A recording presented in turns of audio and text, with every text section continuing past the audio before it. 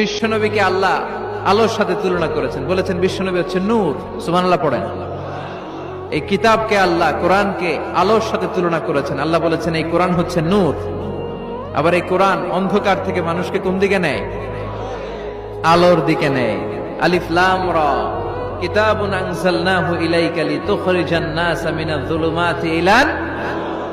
O Muhammad, my beloved last messenger, I've revealed this holy and sacred book unto you in order to lead the mankind out of darkness into the light. Light! কোরআন হচ্ছে একটা light. আবার বিশ্বনবী বলছেন, আল্লাহ আপনি আমার ডানে নূর দেন, আমার বায়ে নূর দেন, আমার সামনে নূর দেন, আমার পেছনে নূর দেন, আমার উপরে নূর দেন, আমার নিচে নূর দেন, আমার গোশতের ভিতরে নূর দেন, আমার হাড্ডির ভিতরে নূর দেন। আমার জন্য আপনি নূরের ব্যবস্থা করে